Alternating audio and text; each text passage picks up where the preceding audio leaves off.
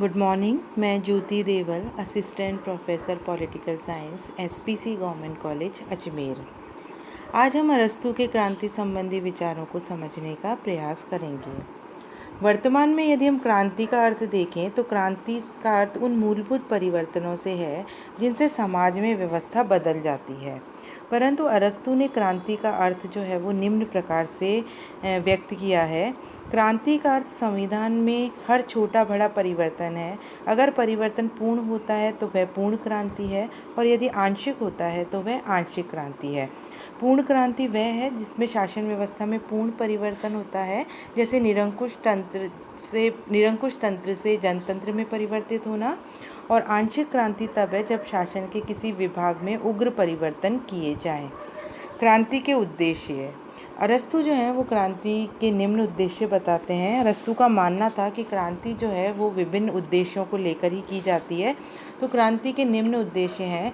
सबसे पहला है कि कभी कभी क्रांति का उद्देश्य राज्य के संविधान को परिवर्तित करना होता है, जैसे अल्पतंत्र को जनतंत्र में या जनतंत्र को कुलीन तंत्र में परिवर्तन करने का उद्देश्य है। दूसरा, वो कहते हैं कि कभी कभी क्रांति के संचालकों का उद्देश्य संविधान के स्वरूप में किसी प्रकार का परिवर्तन करना ना होकर केवल उसके अनुसार शासन शक्ति को नियंत्रित में लेना होता है। तीसरा जो है वो कहते हैं कभी कभी क्रांति का उद्देश्य जो है वो विद्यमान संविधान को और अधिक यथार्थवादी बनाना होता है, जैसे प्रजातंत्र को वास्तविक प्रजातंत्र बनाना। नेक्स्ट जो है वो कहते हैं कभी कभी क्रांति का संचालक केवल राज्य के थोड़े से पदों में परिवर्तन करना चाहते हैं और संविधान या शासन व्यवस्था में कोई परिवर्तन करने के पक्ष में नहीं होते। अरस्तू जो है वो क्रांति के निम्न प्रकार बताते हैं। उन्होंने क्रांति के कई टाइप्स बताए हैं जो इस प्रकार हैं। पहला है आंशिक और पूर्ण क्रांति। यदि संपूर्ण संविधान बदल दिया जाए तो वह पूर्ण क्रांति है, और जब संविधान का कोई महत्वपूर्ण भाग ही बदला जाए तो वह आंशिक क्रांति है। दूसरा है रक्तपूर्ण या रक्तहीन क्रांति। सशस्त्र विद्रोह एवं रक्तपात द्वारा किया जाने वाला संविधान में परिवर्तन रक्तपूर्ण क्रांति है, अन्यथा उसे रक्तहीन क्रांति माना जाएगा। नेक्स्ट है व्यक्तिगत या गैर व्यक्तिगत क्रांति। जब किसी महत्वपूर्ण व्यक्ति को हटाकर संविधान में परिवर्तन किया जाए तो वह गैर व्यक्तिगत क्रांति कहलाएगी, और किंतु बिना शासक के बदले संविधान में यदि परिवर्तन किया जाए तो वह गैर व्यक्तिगत क्रांति होगी। नेक्स्ट है वर्ग विशेष के विरुद्ध क्रांति। धनिक तंत्र या अन्य किसी वर्ग विशेष के विरुद्ध क्रांति करके किया जाने वाला संवैधानिक परिवर्तन इस प्रकार का होता है। नेक्स्ट है वैचारिक क्रांति। जब किसी राज्य में कुछ वक्तागण अपने भाषण द्वारा राज्य में क्रांति ला दें तो इसे वैचारिक क्रांति के अंतर्गत माना जाएगा। अरस्तू जो है उन्होंने क्रांतियों के कारण बताए हैं। क्रांतियों के 3 मेन कारण बताए। सबसे पहला जो है वो कहते हैं कि मूल कारण है बेसिक कॉज, दूसरा है सामान्य कारण जनरल कॉज, और थर्ड है विशेष कारण या पर्टिकुलर कॉज। सामान्य कारण में अरस्तू कहते हैं कि क्रांति का जो सामान्य कारण है, मूल कारण है, वो असमानता या इनइक्वालिटी है। लोग सोचते हैं कि जब ईश्वर ने हमें समान बनाया है तो फिर अधिकार, धन, संपत्ति आदि में किसी प्रकार की विषमता क्यों है। विषमता नहीं होनी चाहिए और समानता होनी चाहिए। लोग सदैव अपनी समानता की तुलना दूसरों से करते हैं, और जब वे पाते हैं कि एक ही प्रकार में से जन्म होने पर भी दूसरों से उनको कम अधिकार मिले हैं तो उनमें असंतोष पैदा हो जाता है, जो विकराल रूप धारण करके क्रांति को जन्म देता है। यदि क्रांति के हम सामान्य कारण देखें तो सामान्य कारण में अरस्तू कहते हैं कि जब शासक वर्ग जनहित की चिंता न करके सिर्फ अपने लाभ की सोचते हैं तो जनता जो है वो उग्र होकर क्रांति को जन्म देती है। यानी शासकों की धृष्टता, स्वार्थपरता और लाभ की जो लालसा है वो क्रांति का सामान्य कारण है। दूसरा सामान्य कारण कहते हैं कि श्रेष्ठता की भावना। जब समाज में कुछ लोग स्वयं को दूसरों से श्रेष्ठ समझते हैं और धन और कुलीनता के आधार पर शासन हथियाने का प्रयास करते हैं तो जनता में क्रांति की भावना जो है वो पैदा होती है। तीसरा है डर या भय। अपराधी दंड भय से डरने के लिए विरोध कर देते हैं, विद्रोह कर देते हैं, और कुछ लोग संभावित अन्याय के भय से विद्रोह कर देते हैं। अविश्वास भय को जन्म देता है, और ये भय जो है ये क्रांति को जन्म देता है। नेक्स्ट है शक्ति संतुलन। राज्य में परस्पर विरोधी वर्गों के बीच शक्ति संतुलन का यदि अभाव है तो वह क्रांति को जन्म देता है। प्राय निर्बल पक्ष सबल पक्ष के साथ लड़ाई मूल पड़ना लेना पसंद नहीं करता है। नेक्स्ट है जातियों में विभिन्नता। यदि किसी भी राज्य में देश में विभिन्न जातियां रहती हैं तो विभिन्न जातियों की विभिन्नता के कारण राज्य में द्वेष, कलह, फूट आदि के बीज विद्यमान होते हैं जो कभी कभी क्रांति का कारण बनते हैं।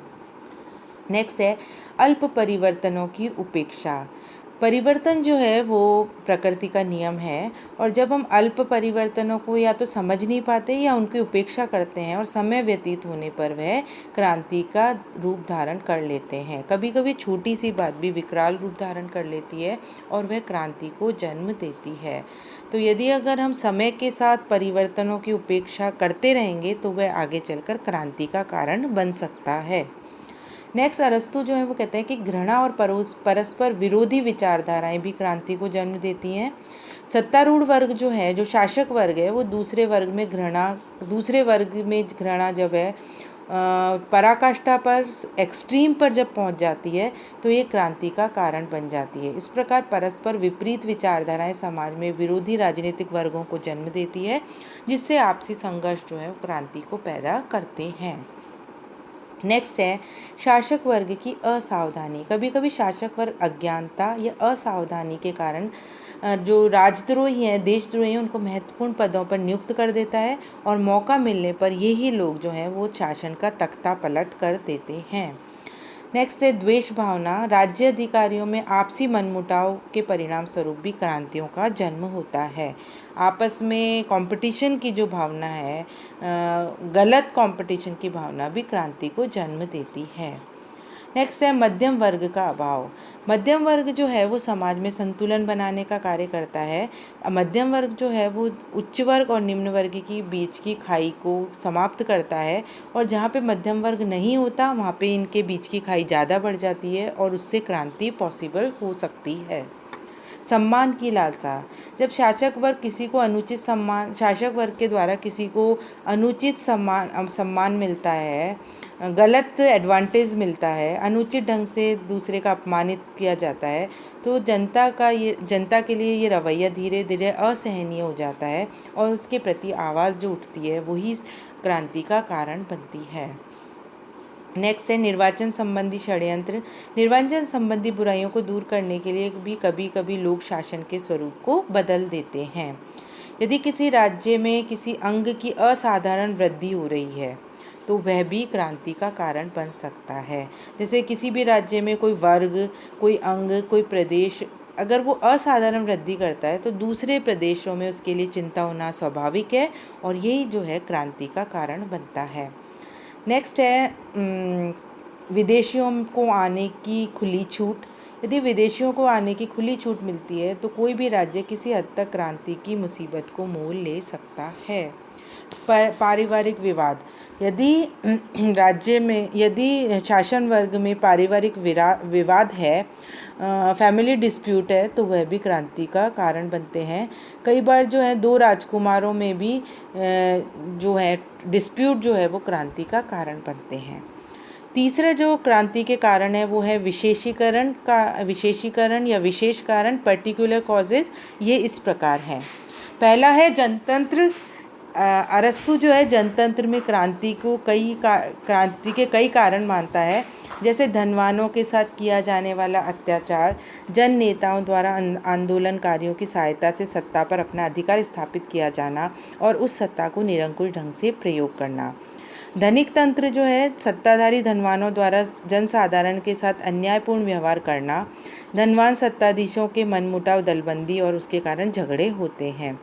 कुलीन तंत्र में शासन करने वालों की संख्या कम होती है। यदि समाज में अधिक व्यक्ति कुलीन बनकर शासक के पदों को प्राप्त करने का प्रयास करेंगे तो वह संघर्ष का कारण बनेगा। एक तंत्र पारिवारिक झगड़े, द्वेष भाव, घृणा, शासकों की धृष्टता और स्वेच्छाचारिता जो है वो भी क्रांति का कारण बनती है। कल के लेक्चर में हम क्रांतियों को रोकने के उपाय जो हैं उसको समझने का प्रयास करेंगे। Thank you so much.